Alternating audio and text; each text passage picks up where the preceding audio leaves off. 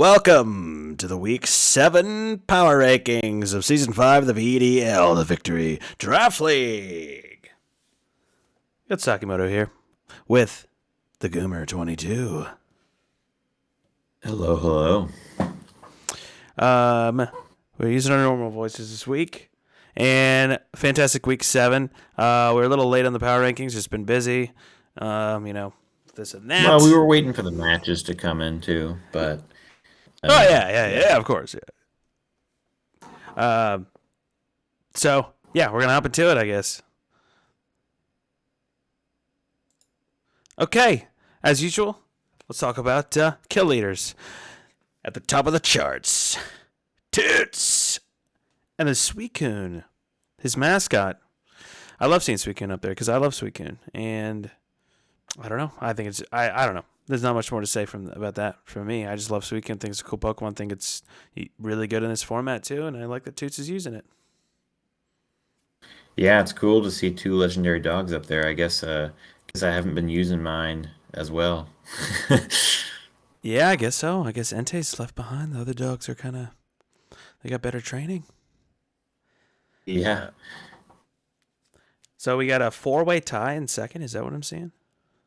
yep, four-way tie in second, so it's anybody's game The for only week 8. the only one I wouldn't expect. I'm not surprised to see the Raikou up there after seeing how it played. It destroyed me, and it does super well against other people. Same with the Primarina, and honestly, same with the Feeny too. The one that I'm surprised to see up there is still that Alolan Doug trio. It was, kept holding on in one of the top spots. Gildor Crocodile still using the little 3-headed. I know, it's so interesting. It could be a fun one to try. Who knows? It could. Looks cool. So congrats to whoever has the kill leaders for now. But the real important one is the week 8, right? Because that's like the Oh yeah, season winners, So, Well, I guess we hop into the matches then. yeah. Let's do it. First match, Waterloo Warriors take the 2-0 over the Crushing Silvales. Didn't see it. Yeah, this was. Oh, this is just hilarious. No, um, no, it was a good match. Did It so- was. I think it was tough though for the Sylvales because it didn't seem like they. Well, especially off Team Preview, you could tell that they didn't quite prep for what the Warriors brought. And I think even if you kind of generally look at somebody's team and you have an answer for something, like if they bring something totally different than what you were expecting, like as a core, like it can just kind of throw you off in the beginning, and then you have to like make a plan on the fly, and um, yeah, it can be tough, and so they they were or they seem to struggle against the Drift Blim Indeedee, just with that immediate speed pressure and the expanding forces just doing big damage. It was hard to get through, but um, at one point, I think it was game 2, they ended up missing. I think it was 2 Draco meteors um, with the Noivern, and so yeah, that's just brutal. Um, happens. And I thought the Warriors had some, good prep and a good bring. Tough to see the Savalis lose like that, but it happens. The Warriors have a really threatening team, so They do. I know it. I lost to him. And we love Sum's videos. Crushing Silvales, they make great videos. yes, I highly recommend them. All right, match number 2. I also didn't watch this one. I didn't watch a lot this Yeah, week. I'm going to be honest. I was lazy. Uh, Embors beat... they came. What's that? I was gonna say they came in at random times, but this was a forfeit win. Oh, this was a forfeit win. So no Dynamax this week. Okay. Well, that's okay. Well, I guess Embors take the 2-0 then. Their quickest 2-0 yet. I guess we move on to the next one, which was Bolton Bashers cheat and hacks the... No, I'm just kidding. Bolton Bashers take... This was a forfeit. Yeah, this This was was... a forfeit win too.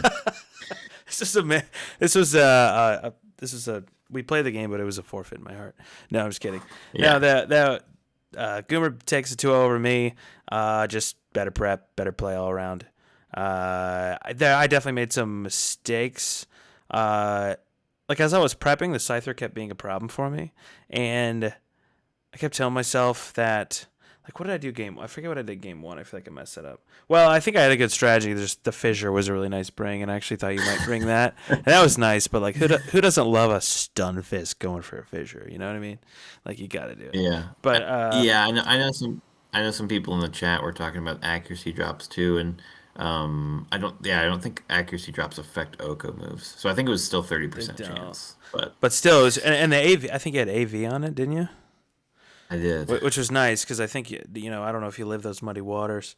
So and then You did get a crit on me. Double crit. oh, did I? I don't even remember. Yeah, But yeah, on the the Milo was not. I don't think I barely had any special attack investment, so I wasn't expecting to do a whole lot. But that wasn't Milo's job. Milo's job was to stick around and not fall through the cracks. But yeah, and then game two, I think we talked about this after the match. I had that try to have that sneaky Orangaroo set with the rest and the Calm Mind, which I think could have actually been really good. Um, although it's weak to the fissures. But I didn't have the balls to go for the coaching. I thought you would, in case you were max speed, you would have gone for the dual wing beat and then just taken mhm. out my Manchow right away. But then again, I should have. Like, there's no way you were gonna make a read that I was going for that Orangaroo set. So I think I had to make the big balls play and go for the just like a rest coaching or something like that. But didn't do it, Yeah. and I just didn't make great plays. The Scyther was nice. The U-turns were nice. Yeah, I don't know. What do you have to say about our match? Yeah, no, it was you brought some interesting sneaky sets. I'm sure it'll be interesting again if we face some playoffs. Yeah, the Stunfisk was high risk, high reward, but you know, sometimes you just got to go for it. That I knew that Milo would be a problem, and I was like, yeah, I don't want to deal with it. I just want to get rid of it in one shot. Um, and the oh, I think the defense drop on the Orangaroo mattered potentially for the U-turn picking up the kill in game two. But yeah, I don't. I mean, I don't know how it would have ended up after that. But uh, no, either way, still an interesting game. Always interesting. I know, always fun. Um, but yeah, well deserved 2-0. That puts me at 4-3 on the season, and I started at 4-0. So I gotta get my head out of the toilet. Um, I gotta start smoking some boots again. Which, speaking of smoking boots, our next match, Rebellion takes it 2 over the Manitans, the Massachusetts Manitans. I watched this one, and Lucian just has such a beautiful team, dude. Every time I see what he's bringing every week, I'm like, dude, your team is so. How It's did you get just this team? so much pressure. Like, So much pressure. yeah, and the combos are like he has 78 combos you have to prep for, and they're all strong, and they're all I don't know. It's great. Anyway, Well, I was excited to see him bring the Moltres this week. He brought the Specs Moltres, which is Moltres is probably my favorite legendary bird out of the if you count the six of them. The yeah, that Moltres is my favorite, and it's just that Specs is hard to deal with because, like, Moltres is bulky enough to live hits, right? But the problem is if you don't one shot it, you know, you could give it Berserk, and then a Specs Moltres the Berserk going for fairly safe Fiery Wraths is just a nightmare. yeah. No, yeah, that's which we actually did see in game two the multi attack from that rock volley did Oko it, but Yeah, that was yeah, I don't know what nice. the calc is. I don't know what the calc is on that, but yeah, you're right. If that didn't Oko and you got that berserk boost, whew. Um, I doubt that's a roll. That's what's a 120 power, and that'd be stab. yeah, Yeah, that's no, that's probably powerful. pretty clean KO. Uh, But that was yeah, nice. but regardless, yeah, I mean it was still so much pressure, especially in game one, and I think it's so interesting. I don't know if Rebellion has used a different Kangaskhan set besides Fake Out Last Resort. It's just so good. I don't. Maybe, yeah. Yeah, Actually, it, no. it literally every week it looks good, and every week it puts in absolute work. I'm pretty sure he's had games Yeah. where Kangaskhan's done over like 50% of the damage on his team. It's just Oh, so it's so good. it did like 2/3 to a Mudsdale. It's like, Yeah, if you're not taking a resisted hit, that thing it's easily two-shotting you, 100%. yeah, it's gross. And you can throw AV on it, you can throw Sash on it, you can throw Silk Scarf on it. It's just you can throw Chopple on He's it. I mean, it's just Yeah, annoying. It's yeah, annoying. he's used a lot of different items. So yeah, the Kangaskhan. Speaking of just I mean, the Moltres put in work, but not as much as that freaking Kangaskhan. The Kangaskhan's annoying. I do think that the Manitans had a good. I was trying to think about it. I think they have a very good chance to win game two if they don't miss that swagger. I Because I was agree. I was wondering what that. I was like, oh, he didn't proc any stamina on the Mudsdale game one. So what is it gonna be? And Yeah, then I saw the swagger. I was like, oh, that makes sense. On tempo swagger. Yeah, because he would have taken out the. He would have one shot the seismitoad. seismitoad, I think. Yeah, he Um, would have. so, but it's just how it goes. And then he's in good position. But yeah, Rebellion. 85%. Another win, a big win. This is Rebellion's having a hell of a season. I guess we'll move on to the next game. The Tokyo Terrors versus the Old English Ice Cues. I don't know if I watched this one. I definitely remember watching this one. I can't remember exactly what happened. I know for a fact Wait, is this a week that. 7? Oh, you know what? Actually, I do remember what happened. The Mimikyu. Um, this was one where he like had the Mimikyu down at like 20% health and just was not KOing it for whatever reason, which I thought was so interesting because the Ice Cues had Mold Breaker Excadrill, which can just like KO it with a Iron Head at any time. Yeah. But he did go for a Sword Stance when the Mimikyu went for a Will-O-Wisp, which is interesting, just to neutralize that burn. So that was a good call. And then um, the Hydreigon from the Terrors was definitely threatening, but there was I think there was a time when the Hydreigon switched out and could have just flamethrowered the Excadrill. Um, and I was really confused. I think it was like the last. For some reason, I want to say it was under Trick Room, but I don't think it was. But yeah, I think there was a turn when the Hydreigon switched out, and I was really confused why. Because the Hydreigon was putting on a lot of pressure. Um, and I can't remember if the Mimikyu switched out either, but I definitely remember the Terrors being in decent position one of those games. And it was a good game. I remember that. Yeah, so many games coming at different times. It's hard to remember them all. Yeah, honestly, it is. I can't even remember which ones I watched or not sometimes. But If I look at the, oh well, oh yeah, if I look at the battle report, yeah, the Rotom was putting in work too. I'd 'Cause I say, think the Hydreigon had flamethrower and was being annoying, but the Rotom, you can just one shot that Kingler, and those leaf storms hurt even on a resisted Hydreigon. I have to say that I liked what's his name? I forget who had this team previously. The Grim Snarls, whoever his name was, Shade. Yeah, I sure. liked how he was utilizing the team, but I love how Gert is utilizing that team. Like, Oh, Gert's phenomenal. oh, Gert, he's I don't been think, yeah, yeah, Gert hasn't lost. I think he's lost a game, but maybe not a a game. set since Yeah, then. no, yeah, I don't think he has. Maybe a game. So yeah, Gert is undefeated. That team though this season is not, but Gert himself is Right. undefeated. So you know, quite the Hmm. bambino, if I will say. Um, the I guess we'll move on to the next game. Yeah. Um, the Northampton Celestial is. This wasn't a forfeit, was it? They took a 2-0 over the Chesney Park Slowpokes. It wasn't a forfeit, but we don't have any information on the game, I don't think. Gotcha. Um, Well, so, Womble's another one. I mean, we have that unfortunate news about Womble, but um, Nothing too terrible, but I guess he won't be able to participate in playoffs. But he's kind of had a hell of a season, to be honest. He's had some big wins. He has, and he has such an interesting team. I still think it's one of the best for sure. But that is, yeah, that is unfortunate having to drop out here. I will say it makes the playoffs really interesting. Um, but I think it would have been interesting to see Womble in there and see what he can do in playoffs. Yeah, um, I totally agree.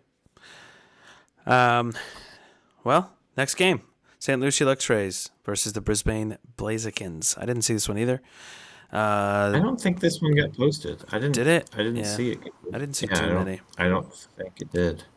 Blazekins. I play them this week, and I know that they can. I know they've been in other draft leagues and done super well, and they've gotten definitely some good wins in this league. So I can't underestimate the Blazekins. M&Ms, is that how you say it? Um, I think so. so yeah, the Blazekins take a 2-0. I forget what they are. I guess we'll see the rankings later if we have the rankings up. But um, yeah, this next set I just watched, and I thought it was a phenomenal set. The Sting Like Rabombi takes on Rolled Gold Pretzels, and the pretzels just didn't quite have enough mustard. Didn't quite have enough mustard. They had some cheese, but they lose 2-1 to Batista, and I think Batista actually talked about in his video how he said he misplayed game one and could have won. I think there's Mhm. definitely a chance if he went for that what was it, the rage powder? Yeah, that would have been a nice play. Um, I think he would have won You there. know Yeah, what? Yeah, and you know what I'll say about Batista, which is so interesting. I mean, it just shows how good of a player he is. But he drafts this mono poison, and you would think that he'd run into a matchup where it just looks horrible for him, right? But like honestly, every one of his games, even the ones that he's lost, like he's had chances to win them, and he really hasn't run into a game where he just gets blown away. Um, his games are always close. They're always, um, he's always got a good shot. I guess. I mean, I guess the Sableyes um, was probably the best team against him this season. But I mean, besides that, like I would say, every matchup he's had, um, he's done phenomenal. And so, which is just you know, so much more to say about a mono poison team. for sure. And I think we've talked before about you can kind of break down players and teams and whatever we call them, franchises. I don't know, into sort of three categories. If we wanted to rank everybody, there's how well you draft, how well you prep, and how well you play. And I think just by the nature of being a monotype team, I guess we could rate your draft very low, since it is monopoison. But he always has fantastic prep and a really good game plan, and he plays well to it. So he's just so strong in those areas that he's shown that he can take a mono poison or a mono type team and do really well with it. So and it's fun. It's really fun to watch, and I love Skuntank. I'm just glad Skuntank's being used because I love Skuntank. Right. And I do, like, I find it funny when people, make these little challenges for themselves, like, I love Stunfisk, so I grabbed Stunfisk, even though I don't think it was the best tier five for me to pick, but it's been fun to use, but I still try to play well with it. And I think that's interesting about the Rabombis, it's not like they're coming into this league of competitive players and they're, grabbing a mono team and just goofing off and, like, just getting swept away. It's like they're actually a threatening team, which I love. They take it seriously, but they also get to have fun with it and pick a mono team. So Gym leader Batista. Jim later Batista. Yeah, it was nice. There was some cool texture in the game. I really liked the surf with the dry skin. That was Yeah, awesome. And I think that was cool. Batista is showing, and he's talked about before, that his trick room mode is nothing to joke about. It's very strong. I love Dracology too. There's so many cool poison types. On Gumi's side, I really liked I think the bulk up Cinderace is really interesting because, like, once you get a bulk up off, especially if you're going against a physical team, like, having +1 Cinderace is scary because you're already fast. You have stab on all your attacks, and then like something that's interesting is you can use that Zen headbutt, change the psychic type, and if you think you're gonna get hit by a ghost move, you just go for that bulk up, and change to normal. I think it's really cool. Especially, and if you have like sucker punch, then you're doing +1 stab sucker punches. That's really gonna hurt sometimes. So, um, I thought that Yeah, was cool. I think. I Yeah, no, I think Gumi said that the bulk up was sort of high risk, high reward for him, but he just wanted to use it. I think, um, which yeah, it's understandable. He didn't have as much to lose, and he had already taken a game off for Bomies, but um, I thought it was yeah, cool.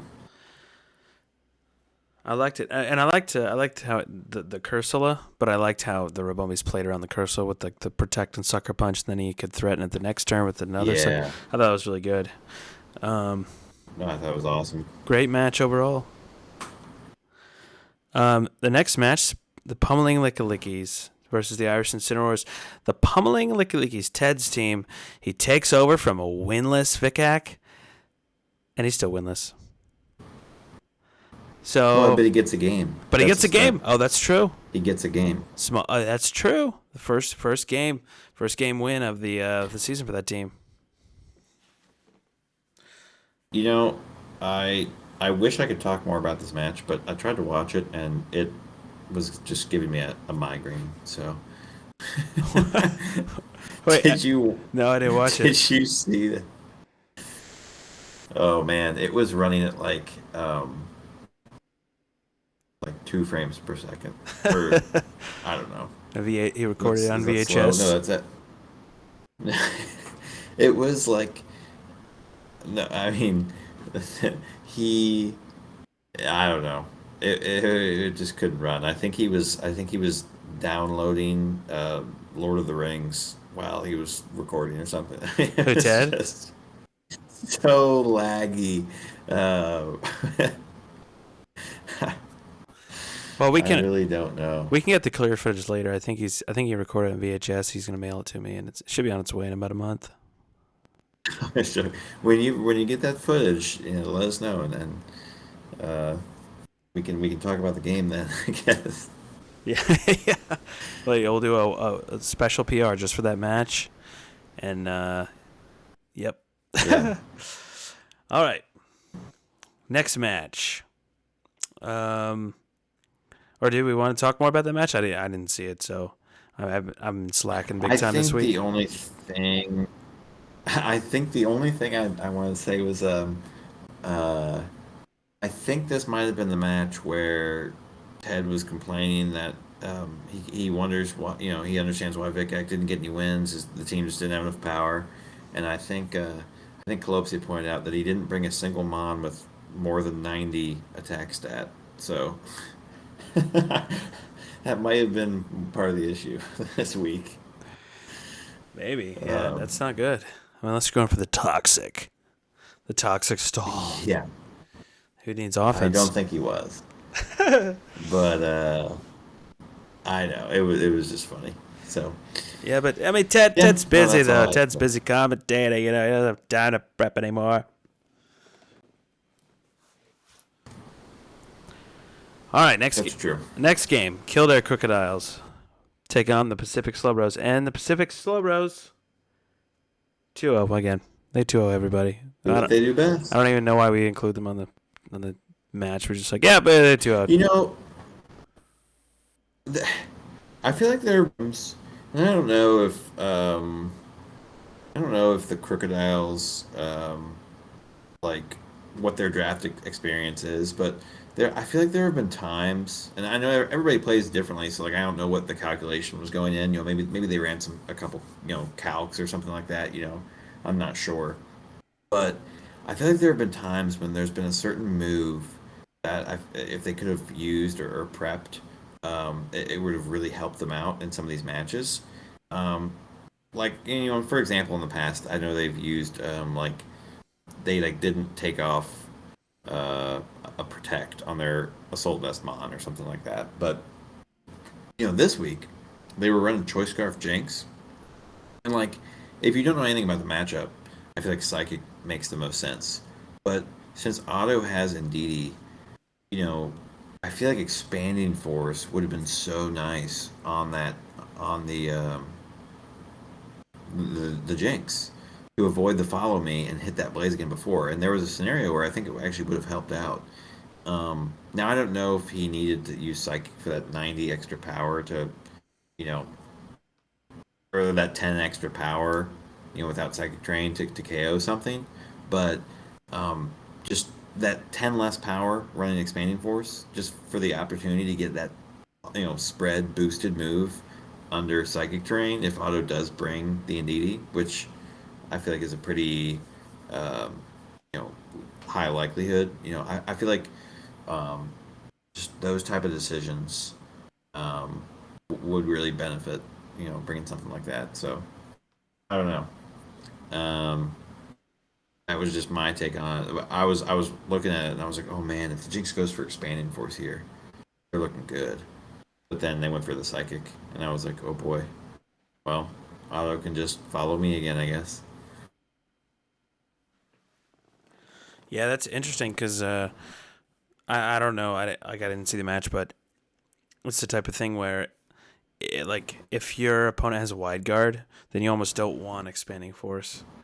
But I don't think that was. I think the expanding force would have been, from the scenario you described, would have been much better. But like, if your opponent I sets mean, that could that psychic all, terrain, yeah. then it forces you to be stopped by wide guard, which is psychic never is. But No, I I, mean, yeah, I mean, Otto does have that Stonejourner, so that wide guard could have been a consideration. So I don't know. I mean, I don't know. maybe they were worried about the um, wide guard. I don't know, but it's easy to Monday morning quarterback these type of things. But that was just one thing I took away from it. And I think I felt like there was a position that the Crocodiles could have capitalized on game two, potentially. I can't remember, but either way, it seemed like Otto had really good tech and prep for it. To, get rid of the weather with the quick feed Jolteon to make sure it's the fastest. Set up those sunny days, which really puts on good pressure against like the Ferrothorn, which came out and tried to play Stolly and whatnot. So yeah, just great prep by Otto as usual. Another 2-0. Who can take a game off auto? We'll see. We'll see if anyone can do it. Um, Next game, Sussex Sableyes, who have been just monsters recently. 2-0, the Bristol Bewares. Bristol Bewares, I think, had a nice win last week. But they couldn't keep up the winning streak. The Sussex Sableyes has been playing really, really well, and can't remember if I saw this match. I don't think I did, but I bet that I voted for them because they've just been looking really good. And even the matches they've lost, they didn't. They still looked pretty good, and it was just down to the wire. So I think they're going to be a real competitor in playoffs. That's my prediction. Let's stabilize. Yeah. Oh yeah, they have a great team, and I think they're starting to use it a little bit better too, which is yeah, it's even scarier. um, so yeah, um, I don't know if I got around to watching this. I feel like this is one of those games where I clicked on it and I started watching it, and then I had to do something, and then I forgot to watch the end of it. And so I don't know. I forgot. I don't know what happened. I'm looking at the battle report here. It looks like Dragcount did really good work, which makes sense. Did Theodore watch it? But Maybe ask him. he might have, yeah. he Wake him up from he his might have nap. as I fell asleep or something. Yeah, he might But have absorbed the whole thing. um, You know. no, yeah, no, I do feel bad. I do feel bad when I don't get around to watching the matches. Same. I definitely will, and leave a comment, a like, a share, a subscribe. Share, subscribe. But no, I think I mean the Sableyes have that Finny up there. They and the Killers. They've been doing well, and they have a very, especially after Womble giving up a spot. But even before that, they have a very, very high likelihood of making playoffs. So Feeny the meanie. I hit that Mon is my nemesis. When I joined VDL, I took over someone's team. I think I took over Toots' team because he yeah, couldn't you play. did. And then I had a pretty good season. and I liked playing that team. And then in playoffs, I was really excited. I thought I was going to do really well, and then I got beat by a Feeney, and Feeney was my nemesis. And then the next season in VDL, my second season, I drafted my own team. I really liked them. They were fun, and I think I was one of the higher scoring teams. I don't know. Made playoffs, and then was predicted to win in the semis, but I don't know if it was semis actually. I think it was quarters. Yeah, and I lost to a Finney. Literally a Finney. I lost to a Stolly Finney. I didn't kill it, and it beat me. So Finney's beat me in the playoffs. So if I make it to playoffs and Stabilize make it to playoffs, and I have to face him, I'm not gonna be happy. Cause You could have a good chance of facing them. I don't know. I don't want to think about it. Well, you could have a good chance because I know Womble usually likes to not have wild cards play second seeds in their own division. So, if you're second seed and Stabilize or wild card, which is what it's looking like it might be, you would have a pretty good shot at facing them. Dang. Well, if we do face each other, Ruby T, then maybe we could strike a deal. You don't bring Feeney, I don't bring my tier 5. What do you think? Yeah, yeah. Sounds fair to me. Sounds like. What do you think? Come on, Septic. All right. Well, let's move on to the final match. If this is the match I think it is, final match. I loved this match. If it's the one I'm thinking of, yeah, it's got to be. So Norwich Darmanitans take on Suffolk Suicune. Both have had a hell of a season. Both have had extremely hard schedules too, and have still been dominant teams. I think this is this the match where the Raikou was just a monster, but the Suicunes tricked the Choice Scarf onto it? Yeah, game 2, bringing out the switcheroo Manectric. I mean, that play literally won him the game. I mean, because it was such a tricky position because, like, he had the Suicune, which was really threatening against the Darmanitan's team. It was just bulky. The water types was super annoying. And it had the weakness policy as well.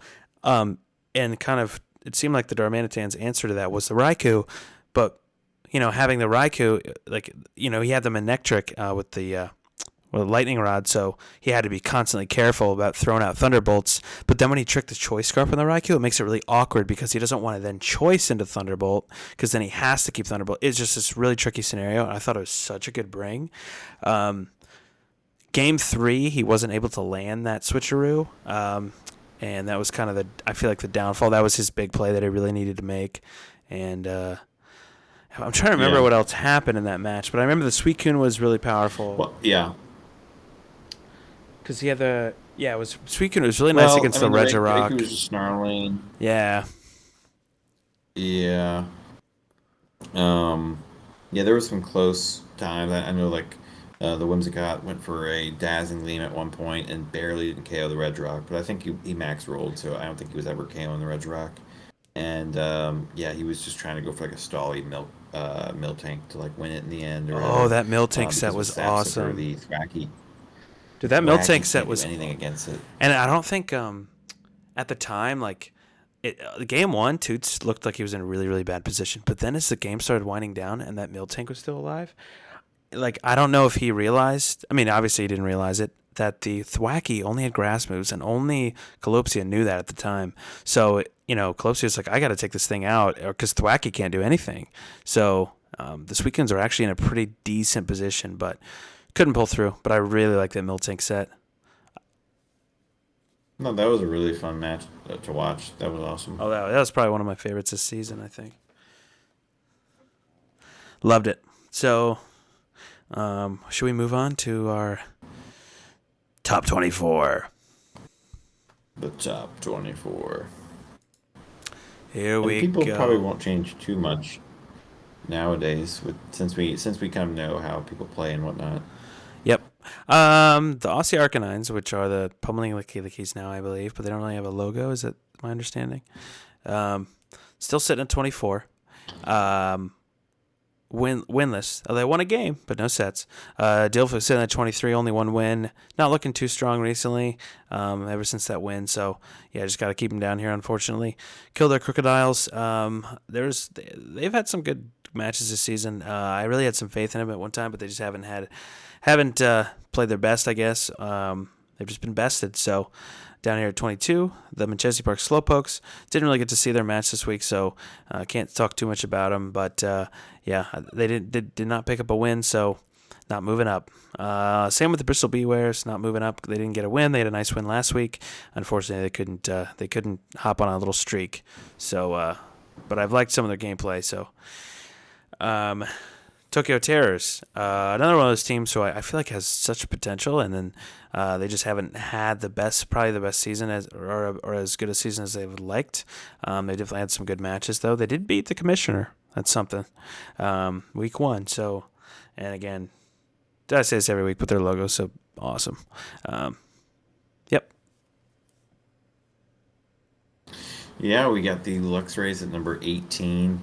I wasn't a fan of their team in the beginning, but over time, as I've seen it play, I became, slowly more of a fan. I think it's a really interesting team.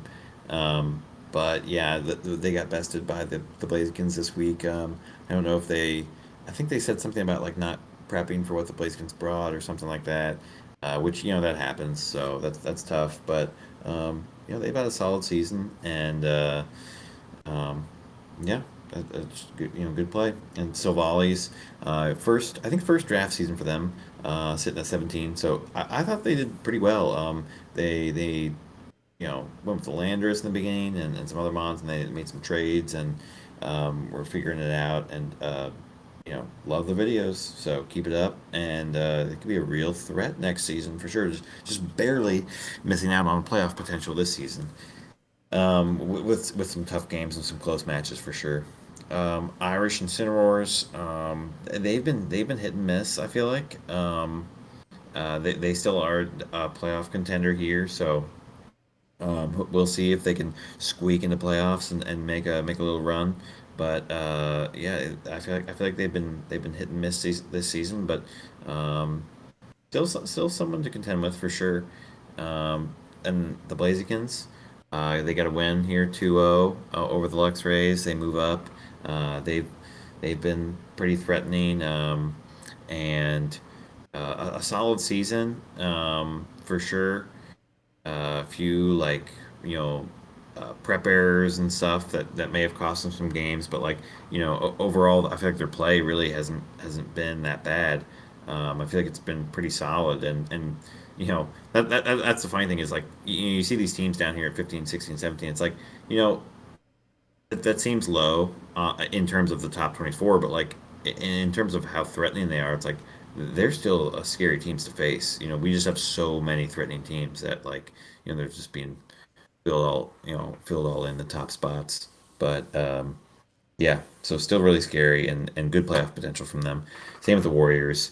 The Warriors had some unfortunate games. They had to give up a forfeit against Womble, um, but they still have an extremely scary team. I'm honestly surprised to see them down here, but I guess I made the rankings, so I shouldn't be.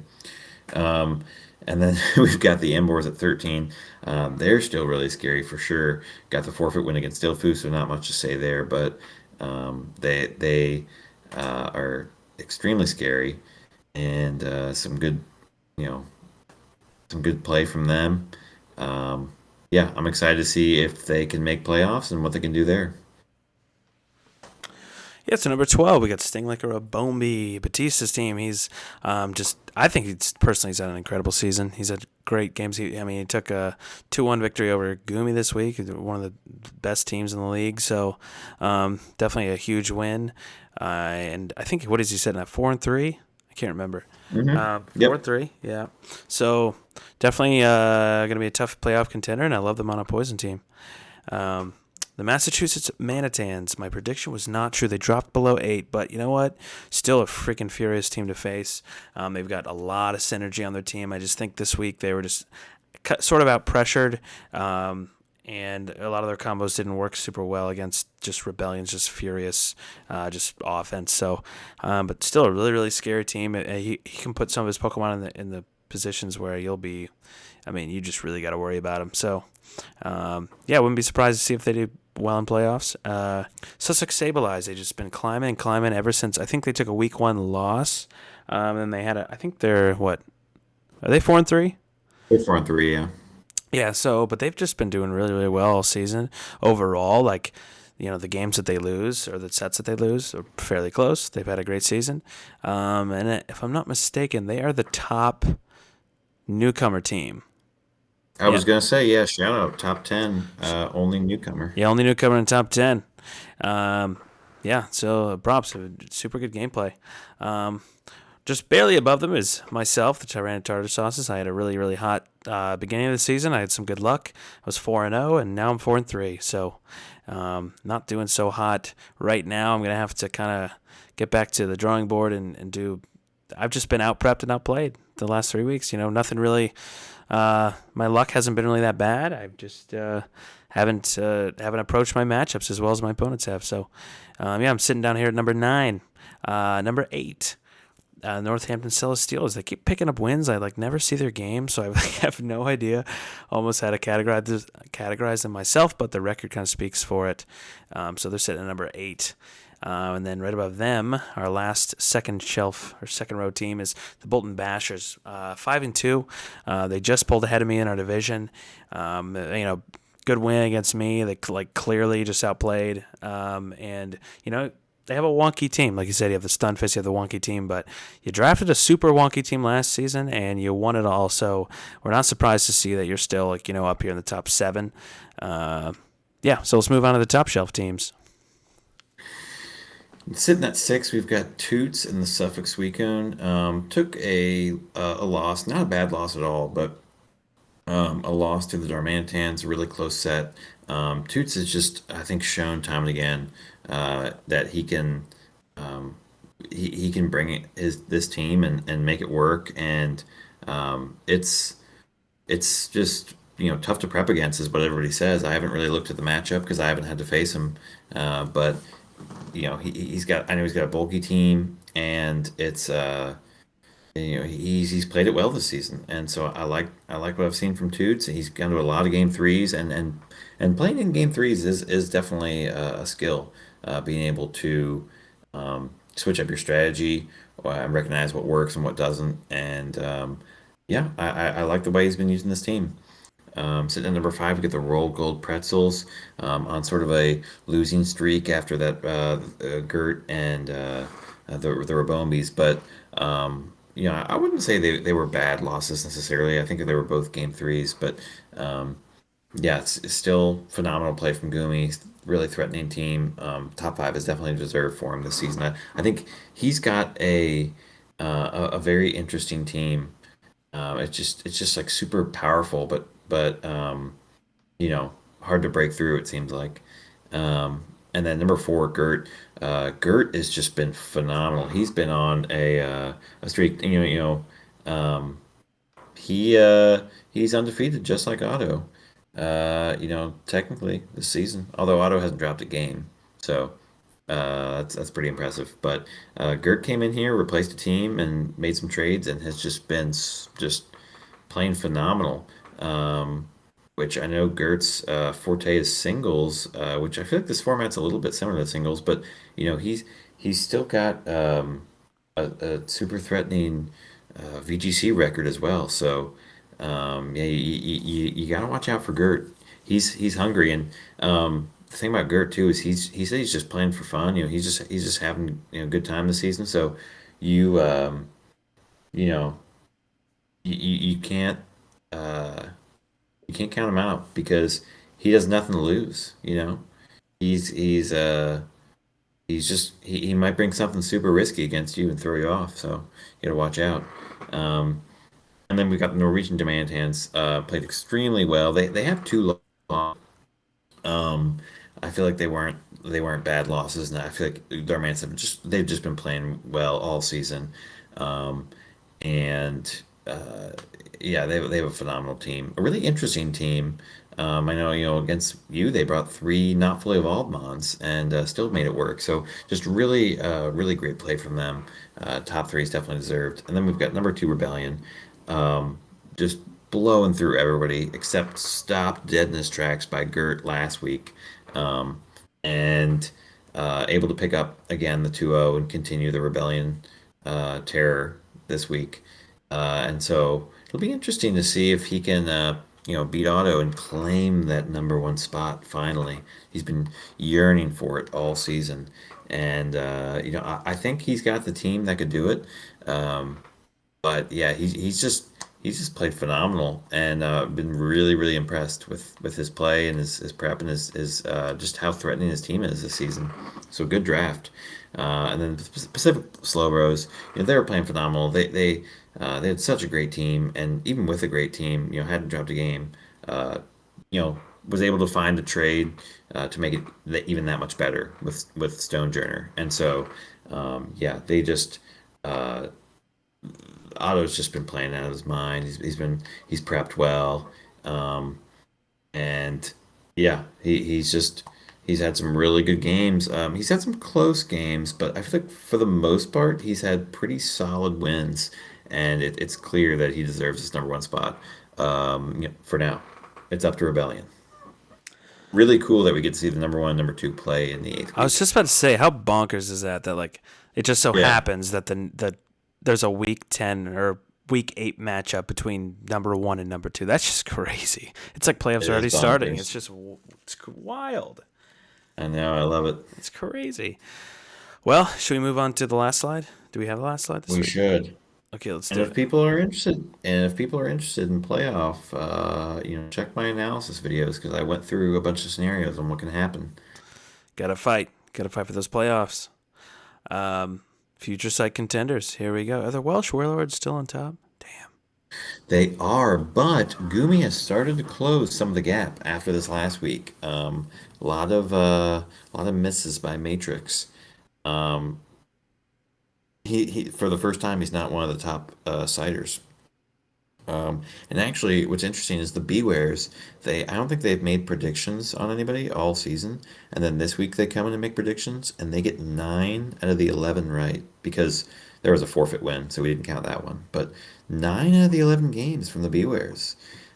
So good job for them. And then yeah, Gumi got 9, so he closes the gap on Matrix a little bit here, only 2% down. And then Rebellion also climbing, trying to get into that top three. He's at number 5 now. Gert's pretty close too. He's at number 4. Gert's right behind White Rabbit here now. So, will I think Gumi's got the only shot really to catch Matrix here, but it'll be interesting to see how it turns out. Yeah, I like the predictions. They're fun. I always try to just go through them real quick, and it's been interesting to see, especially because Matrix hasn't been playing this season. So it's really interesting that he's the top sider. Yeah, he's clearly been keeping an eye on things, scouting out the matchups. Um, yeah, well, I guess that's it for the power rankings this week for week 7. Then we move on to their final week of the season, week 8. Um, Everybody who's fighting for playoffs, or if you think you have a chance, if you're not sure, like I said, watch Goomer's video and just try to win, even if your chances are small. Fight for that chance because once it's playoffs time, everybody's in the even playing around even playing field. It's just win or go home. So bring your stuff, do it. Yeah, I think we'll do. So I guess we will do a final week 8 PR. Should we? Talk about playoff potential after that, and then maybe we'll do some mini playoff episodes. I don't know. Yeah, that'd be kind of cool. I don't know. We'll have to see what's in store. What everybody thinks we should do. I feel like I don't know if anyone has any suggestions about cool things to do for playoffs. I don't know what Womble wants to do. I don't know what. I don't know. Matrix and Gert, they make really good videos, and I don't know. We could do some fun stuff for playoffs. I'm not sure what, but we could do Yeah, something. Matrix and Gert they had a great PR last week. So, they had a great, great PR last week by Gert and Matrix. Yeah, fantastic. Yeah. Anyway, well, I guess that's it. So, good luck to everybody in week 8, except for who am I playing? The Blazekins? Actually, no. Good luck. Have fun to the Blazekins. We're gonna have a good match. It's gonna be fun. All right. Sounds good. We'll see you.